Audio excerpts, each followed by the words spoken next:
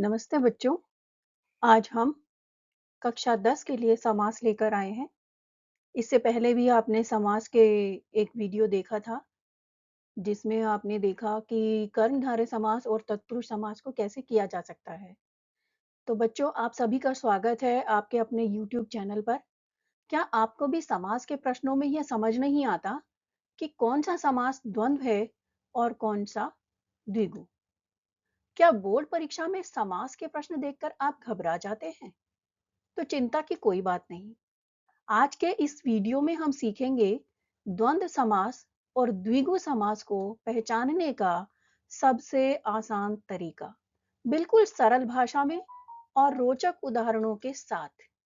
आज हम जानेंगे द्वंद्व समास की परिभाषा, द्वंद्व समास की पहचान, द्विगु समास की परिभाषा, द्विगु समास की पहचान, दोनों में अंतर, बोर्ड परीक्षा में पूछे जाने वाले महत्वपूर्ण प्रश्न, एमसीक्यू और अभ्यास प्रश्न, और सबसे महत्वपूर्ण बात, मैं आपको ऐसी ट्रिक बताऊंगी जिससे आप कुछ ही सेकंड में पहचान लेंगे कि द्वंद्व समास है या द्विगु समास। तो वीडियो को अंत तक अवश्य देखिए, और यदि आप बोर्ड परीक्षा में पूरे अंक प्राप्त करना चाहते हैं तो नोटबुक और पेन लेकर तैयार हो जाइए। तो चलिए शुरू करते हैं। समास। बच्चों, आपने देखा था हम एक कहानी की तरफ चल रहे थे, है ना? पिछले उसके अंदर एपिसोड में आपने देखा कि मैंने एक कहानी बनाई हुई थी, जिसके अंदर तत्पुरुष समास में विशेष्य पहले था और विशेषण बाद में। मैंने आपको पहले ही बताया था, क्योंकि मैं एक लड़की हूँ, इसलिए मैंने लड़के को आगे रखा था, क्योंकि मेरा अट्रैक्शन लड़के की तरफ रहेगा, क्योंकि वो पढ़ने में बहुत अच्छा था। तो विशेष्य पहले था, यानी लड़का पहले था, और विशेषण यानी लड़की पीछे थी। फिर हमने देखा कर्मधारय समास में जब दोनों की दोस्ती हो गई तो लड़की उसके अंदर थोड़ा-सा भाव खाने लगी, यानी मैं थोड़ा भाव खाने लगी, और उसके बाद जो लड़की है वो आगे आ गई और लड़का पीछे-पीछे भागने लगा, यानी विशेषण आगे था और विशेष्य पीछे। हम बात कर रहे हैं कर्मधारय समास की। अब देखिए, दोनों में प्यार हुआ, दोनों की शादी हो गई। तो आपके सामने ये चित्र यहाँ पर दिखाई दे रहा है, ठीक है? आप इस चित्र को ध्यान से देखिएगा, आपके सामने ये चित्र दिखाई दे रहा है। ये लड़का है और ये लड़की। तो अब ये लड़का-लड़की नहीं रहे, अब ये पति-पत्नी बन गए हैं, यानी ये पति है और ये पत्नी। तो आप देख रहे हो, जब शादी हो जाती है उसके बाद कैसे झगड़ा करते हैं आपस में। पहले कितने प्यार वाले सीन दिख रहे थे, अभी दोनों कैसे बुरे तरीके से झगड़ रहे हैं। तो आप देख रहे हो, दोनों का मुकाबला कैसा हो रहा है, बराबरी का। दोनों कैसे मुकाबला कर रहे हैं, बराबरी का। तो अब आप सोचोगे कि द्वंद्व समास में बराबरी का क्या मतलब है, तो हम चलते हैं आगे, देखते हैं। देखिए, यहाँ पर अगर आप ध्यान से देखो ना बच्चों, ये जो शब्द हमने लिखा है, ये इसका मतलब क्या है, द्वंद्व। ठीक है, द्वंद्व समास की ही बात कर रहे हैं। तो अगर आप इस शब्द को, ये देखिए, इसका एक टुकड़ा मैंने बाहर निकाला, यानी ये, और दूसरा टुकड़ा हमने निकाला ये, तो दोनों देखने में एक जैसे लग रहे हैं या नहीं? और बीच में ये एक हमें न दिखाई दे रहा है, ठीक है? ये आधा न है वहां पर। तो द्वंद्व, द्वंद्व का मतलब होता है बराबरी। इसीलिए मैंने वो चित्र में आपको पीछे दिखाया कि द्वंद्व यानी दोनों बराबरी पर आ गए हैं, ठीक है? तो अगर हम वहां पे कविता की बात करें, बच्चों जब आप छोटे थे तो आप एक कविता करते थे ना, नर्सरी की एक छोटी सी राइम है, मम्मी और पापा की लड़ाई हो गई, पापा ने मम्मी की चप्पल तोड़ दी और मम्मी ने पापा की मूछ मरोड़ दी। तो देखा जाए तो दोनों में कोई भी कम नहीं है, दोनों बराबर हैं, दोनों की बराबरी चल रही है, ठीक है? तो यहाँ पे देखिए, ये भी बराबर है, ये भी बराबर है, यानी दोनों पलड़े बराबर आपको यहाँ दिखाई दे रहे हैं, ठीक है? दोनों देखने में एक जैसे हैं। मतलब अगर हम बात करें दुर्योधन और भीम की, आपने कभी महाभारत में सुना दुर्योधन और भीम का गदा युद्ध हुआ था? तो दोनों का गदा युद्ध, यानी दोनों पार्टी बराबर थी, दोनों में से कोई भी कम नहीं था, दोनों की ताकत बराबर थी, दोनों की उम्र बराबर थी, लगभग बराबर थी, ठीक है? तो इसकी परिभाषा की तरफ हम देख लेते हैं। परिभाषा क्या कहती है, जिस समास में दोनों पद प्रधान होते हैं और विग्रह करने पर, विग्रह मैंने आपको बताया था ना, तोड़ना, अलग अलग करना, तो जिस समास में दोनों पद प्रधान होते हैं तथा विग्रह करने पर और आता है, क्या आता है, और आता है, तथा आता है, या व, इस तरह के शब्द आते हैं, तो उसे कौन सा समास कहते हैं, द्वंद्व समास, ठीक है? या ऊपर आपको छोटी सी बिंदी दिखाई दे रही है, ये न है। आप देख रहे हो दोनों देखने में एक जैसे दिखाई दे रहे हैं, यानी आगे पीछे दोनों। तो इसमें मम्मी पापा दोनों बराबर है। ठीक है, और देखते हैं और क्या खास बात है इसमें। समस्त पद बनाने के लिए हमें क्या करना पड़ता है? समस्त पद मैंने आपको बताया था ना, समस्त का मतलब क्या होता है? इकट्ठा करना। ठीक है, समस्त पद बनाने के लिए हमें क्या करना पड़ेगा? योजक चिन्ह लगाना पड़ेगा, ये वाला निशान, यानी बीच में जो हाइफन दिखाई दे रहा है ये लगाना पड़ेगा, जिसे हम हिंदी में योजक बोलते हैं। ठीक है, इसके बाद हम एक नारा भी बना सकते हैं ना इसका, योजक हटाओ और लगाओ, तो विग्रह हो जाएगा। क्या बन जाएगा? विग्रह। और से क्या कर दिया हमने? अलग कर दिया, यानी मैंने योजक हटा दिया और लगा दिया, है ना। आगे देखते हैं, और हटाओ योजक लगाओ। अगर मैंने और हटा दिया और योजक लगा दिया तो क्या बन जाएगा? समस्त पद। इसका मतलब समस्त पद बनाने के लिए हमें योजक की जरूरत होती है। इसकी पहचान देख लेते हैं। ये मैंने अपने अनुभव से यहाँ पर लिखा है और दिखाऊंगी भी मैं आपको कि जो मैं कह रही हूँ वो सही है।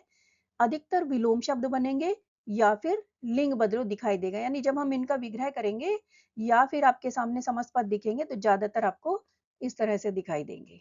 ठीक है, या तो वो हमारे विलोम शब्द होंगे या फिर लिंग बदल होंगे।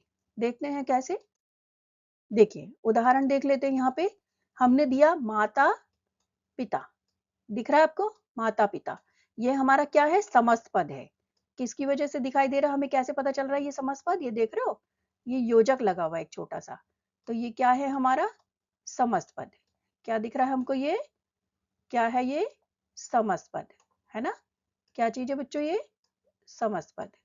ठीक है, ये हमारा समस्त पद हमें दिखाई दे रहा है। अब माता और पिता, जब हमने इसका विग्रह किया तो ये क्या दिखाई दे रहा है हमें? माता और पिता, माता या पिता, माता व पिता, माता तथा पिता। लेकिन अगर आप देखोगे विग्रह करने पे तो क्या दिख रहा है हमें? लिंग दिखाई दे रहा है। यहां से देखो या यहां से देखो, लिंग ही दिखेगा हमें, है ना। लिंग बदलो दिख रहा है। फिर आगे देखो, भाई बहन, भाई और बहन, क्या दिख रहा है? लिंग, लिंग बदलो। ठीक है, दिन रात, दिन और रात, विलोम शब्द आ गया हमारे पास। देख पा रहे हो, समस्त पद में आप देखो हर जगह समस्त पद में आपको हाइफन यानी योजक दिखाई दे रहा है, और जब हम विग्रह कर रहे हैं तो हमें और दिखाई दे रहा है ना। आप देख पा रहे हो हमें?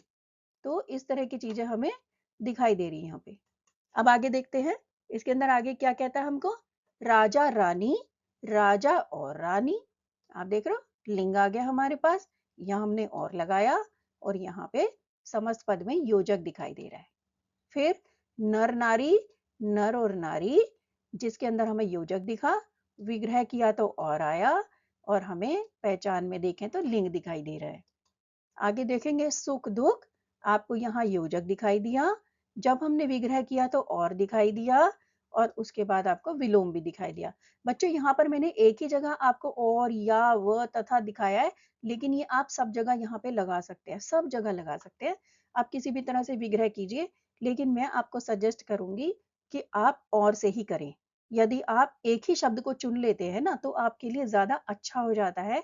किसी भी समास को करने के लिए उसका विग्रह बड़ी आसानी से कर सकते हैं। तो आप समझ सकते हैं कि और की जगह मुझे हाइफन लगाना है, हाइफन की जगह मुझे और लगाना है।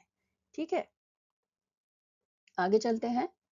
पाप पुण्य, पाप और पुण्य, यहाँ पर भी आप देख सकते हो हमारे पास योजक है, और यहाँ पे हमने और लगाया, और ये आपको विलोम शब्द दिखाई दे रहा है, दिख रहा है ना। फिर जल थल, यहाँ आपको योजक दिख रहा है, उसके बाद और शब्द दिखाई दे रहा है, और फिर ये आपको विलोम शब्द दिखाई दे रहा है। ठीक है, मैंने जो बात आपको कही वो मैंने आपको यहाँ पे साबित करके दिखा दी है, तो इनको करना आसान होता है, क्योंकि बच्चे सबसे ज्यादा कंफ्यूज होते हैं। द्विगु और द्वंद्व दोनों शब्द देखने में सुनने में लगभग बराबर से लगते हैं, लेकिन दोनों को यदि पहचान के आधार पर आप समझ पाएंगे, थोड़ा सा अभ्यास की जरूरत पड़ेगी, आप कर पाएंगे उसको। अब देखिए, अब चलते हैं हम द्विगु समास की तरफ। आप इस चित्र के अंदर देख रहे हैं मम्मी पापा दोनों के दोनों कितने शांत बैठे हैं, और आप देख सकते हो यहाँ पर एक कहानी हम बना रहे हैं शुरू से, है ना। अब मम्मी पापा क्या डिसाइड करें? पहले तो झगड़ा कर रहे थे, अब दोनों क्या डिसाइड कर रहे हैं यहाँ पे कि हमारे कितने बच्चे होंगे। क्या डिसाइड कर रहे हैं? हमारे कितने बच्चे होंगे, है ना। एक होगा, दो होंगे, चार होंगे, कितने होंगे। फिर इसके अंदर कितने बच्चे अच्छे रहेंगे, 1 बच्चा, 2 बच्चे, 3 बच्चे, तो सोच रहे हैं, यानी एक क्वेश्चन मार्क यहाँ पर है। तो मम्मी और पापा अपना भविष्य निश्चित कर रहे हैं, लेकिन कैसे? बच्चों को सोचकर कि कितने बच्चे होने चाहिए? 1, 2, 3, 4, ठीक है? तो हम यहाँ बच्चों की बात कर रहे हैं, यानी संख्या की बात कर रहे हैं। ठीक है बच्चों? तो इसका मतलब हम गिनती की बात करेंगे। हमारा जो द्विगु समास है, वो देखते हैं गिनती की तरफ हमें कैसे लेके जा रहा है। देखिए, ये हमारे पास है द्विगु समास। द्वि, यहाँ पर मैंने शब्द तोड़कर आपको दिखा दिया है द्वि। ये दिख रहा है आपको यहाँ पे? यही यहाँ पर लिखा है द्वि। द्वि संस्कृत में इसका अर्थ होता है 2। एकय, द्वु, द्वय, त्रय, चत्वारय, पंच, षट, है ना? ऐसे करते हो ना गिनती? तो इसके अंदर जो संस्कृत की गिनती आती है, उसकी पहचान है। तो यहाँ पे द्वि आपको दिखाई दे रहा है, द्विगु समास में दिखाई दे रहा है द्वि, ठीक है? आगे चलते हैं। परिभाषा में जिसका पहला पद क्या होना चाहिए? या तो संख्या या गिनती। क्या होनी चाहिए? संख्या या गिनती। और अंत में क्या दिखाई देना चाहिए? समूह या समाहार शब्द दिखाई देना चाहिए। यानी इस हमारे इस समास की सबसे बड़ी पहचान क्या है कि पहला पद संख्यावाची होना चाहिए। पहचान देख लेते हैं। इसको करना देखिए कितना आसान है, यानी समूह और समाहार। हम ये 2 चीजें ध्यान रखें कि द्विगु समास में पहला शब्द संख्या आएगा, दूसरा समूह आएगा, तब हमारा द्विगु समास बनेगा। ठीक है? द्वि का मतलब मैंने आपको बताया 2, गु मतलब गाय। अगर हम इन दोनों को ध्यान से देखें तो 2 गायों का समूह या समाहार। जब हमने इसका विग्रह किया, इसको तोड़ा, तो हमने क्या किया? इसको 2 गायों का समूह या समाहार। मैंने बच्चों आपको पहले ही बताया कि अपना एक शब्द चुन लीजिए। मैं या तो समूह से करूंगी या मैं समाहार शब्द ही इस्तेमाल करूंगी। तो मैं अपना हमेशा समूह शब्द इस्तेमाल करती हूँ। आप समाहार भी कर सकते हैं। ये आपको जानकारी के लिए दिया गया है ताकि आप समझ पाए। अगर आपको विग्रह करने के लिए दिया गया है या विग्रह दे दिया गया और पहचानने के लिए कहा गया है, तो आप कंफ्यूज ना हो। इसलिए मैंने दोनों शब्द आपको यहाँ दिए हैं। पर जब आप करते हैं तो किसी भी एक शब्द को आप चुन सकते हैं, या तो समूह या समाहार, आपकी इच्छा है। दोनों ही ठीक होंगे। आगे चलते हैं। संस्कृत की गिनती का प्रयोग करें। ठीक है? इसके अंदर जब हम संस्कृत की गिनती का प्रयोग करते हैं, यहाँ पे मैंने क्या किया है? 2। हिंदी की गिनती है 2, ठीक है? यहाँ पर द्वि, यानी संस्कृत की गिनती चल रही थी हमारी, यहाँ हमारी हिंदी की गिनती आ रही है 2। 2 गायों का समूह या समाहार। तो संस्कृत की गिनती का प्रयोग करें और समूह या समाहार शब्द को हटा दें, तो क्या बन जाएगा हमारा? समस्त पद। देखा मैजिक? संस्कृत की गिनती का प्रयोग करो और समूह या समाहार शब्द हटा दो, तो समाहार शब्द समस्त शब्द बन जाता है, हमारा समस्त पद बन जाएगा वो। आगे चलते हैं, उदाहरण देख लेते हैं इसके। जैसे यहाँ पर देखिए त्रिलोक, त्रि, त्रि यहाँ पे हरे रंग में आपको दिखाई दे रहा है ना, ये त्रि। त्रि किसका है? संस्कृत का। ठीक है? अब बच्चों यहाँ पे एक चीज और होती है, बच्चों को जो कंफ्यूजन होता है वो ये होता है कि यहाँ पे लोक शब्द लिखा है। अब मुझे लोक का मतलब नहीं मालूम, तो आप ऐसा का ऐसा ही इसको इस्तेमाल कर सकते हो। जरूरी नहीं है आपको मीनिंग लिखने हैं उनके। तो ट्री यानी 3, मैंने इसको हिंदी में लिखा 3। लोक को लोकों लिखा, क्योंकि लोक तो एक ही है ना, तो संस्कृत का जोड़ूंगी तभी वो एक बनेगा। लेकिन हिंदी का 3, 3 लोग होंगे तो लोगों, है ना? तो यहाँ पे लोक लिखा है तो हम लोकों का समूह यानी झुंड, समूह या समाहार यानी झुंड की बात कर रहे हैं। तो 3 लोकों का समूह या समाहार। इसी तरह से त्रिभुवन, फिर देखिए त्रि आगे हमारे पास दोबारा से, आप देखिए त्रि, 3 भुवनों का समूह या समाहार। आप देख रहे हो मैं समूह या समाहार के साथ साथ वही शब्द इस्तेमाल कर रही हूँ, भुवन यानी भुवनों, उसे बहुवचन बनाती जा रही हूँ और कुछ नहीं किया मैंने। पंचवटी, पंच यानी 5, वट, यहाँ पे वटी लिखा है, वट वृक्षों का समूह। ठीक है? आप वटों भी कर सकते हो, जरूरी नहीं है आप वृक्षों लिखो, आप 5 वटों का समूह भी कर सकते हो। आप सीधा सीधा उसके अंदर उसको उठा के बहुवचन बनाते जाएं। सप्तऋषि, 7 ऋषियों का समूह। नवग्रह, 9 ग्रहों का समूह। चौराहा, 4 राहों का समूह। त्रिवेणी, 3 नदियों का समूह।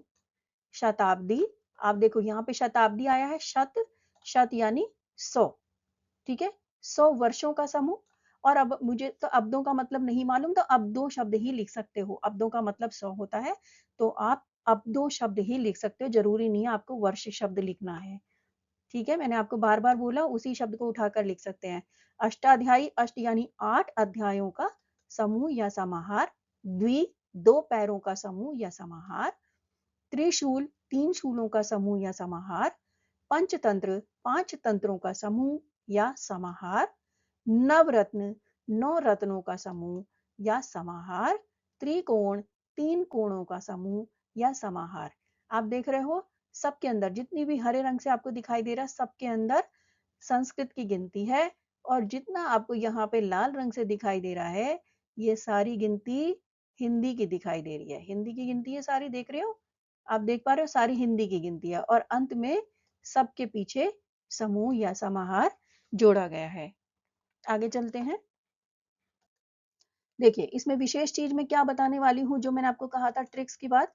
समूह या समाहार के लिए कभी एक वाली गिनती नहीं आएगी। यानी अगर मैं कहूँ एक दंत, तो एक दंत तो एक दांत ही तो हुआ, समूह कैसे बना उसका? तो समूह नहीं बनेगा। तो आपने जितने भी उदाहरण देखे उनमें कहीं भी एक शब्द नहीं आया है। तो ये ध्यान रखिए, एक वाली गिनती नहीं आएगी।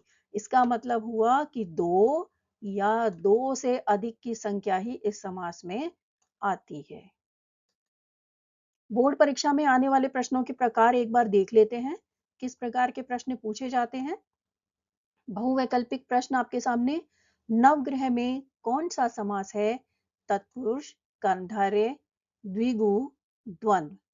तो बच्चों ये आपके प्रश्न हैं, आप अपने प्रश्नों को दिए गए माध्यम पर हमें भेज सकते हैं।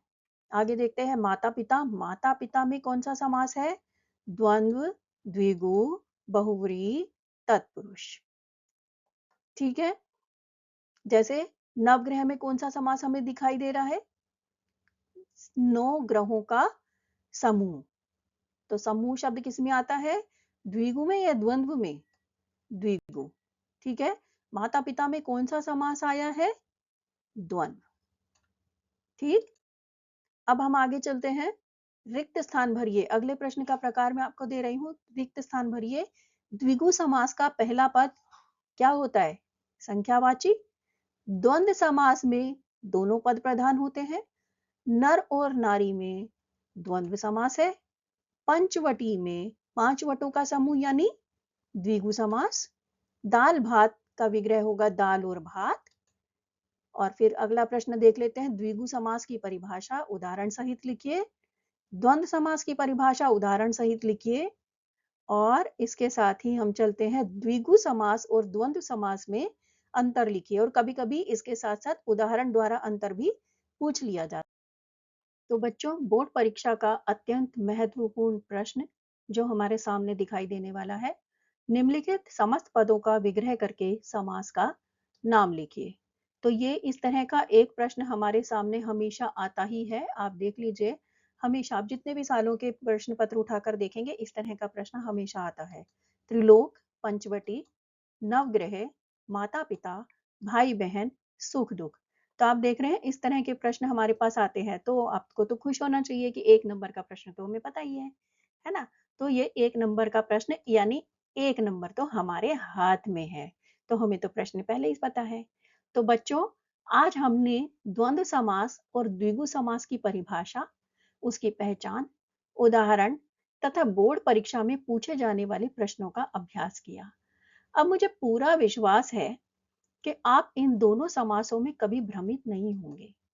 याद रखिए, और तथा आए तो द्वंद्व समास, संख्या समूह आए तो द्विगु समास, है ना। तो चलते हैं हम आगे अपनी नई यात्रा की तरफ। बच्चों यदि वीडियो अगर आपको उपयोगी लग रहा हो तो वीडियो को लाइक करें, शेयर करें और चैनल को सब्सक्राइब करना बिल्कुल ना भूलें। इस प्रकार के और वीडियो देखने के लिए आप संपर्क कर सकते हैं मंजू गुप्ता को hindilearning.69@gmail.com पर। ये मेरी अपनी पर्सनल मेल आईडी है, या फिर मेरे यूट्यूब चैनल के डिस्क्रिप्शन बॉक्स में, या फिर मेरे दूसरे यूट्यूब चैनल के आधार पर आप मुझे मैसेज कर सकते हैं। लाइक शेयर जरूर कीजिएगा और सब्सक्राइब करना ना भूलें। अपने मित्रों से भी इसके बारे में चर्चा करें, और यदि आपको किसी भी प्रकार की कोई समस्या आती है तो मुझे इन सभी माध्यमों से संपर्क कर सकते हैं। कमेंट बॉक्स में लिखकर बताइए कि अगला वीडियो आप किस विषय पर चाहते हैं। बहुव्रीहि समास, अव्ययी भाव समास, पदबंध, अलंकार या अन्य कोई व्याकरण। मैं हूं मंजू गुप्ता और आप देख रहे हैं हिंदी अध्ययन का आपका अपना मंच। धन्यवाद। जय हिंद, जय भारत।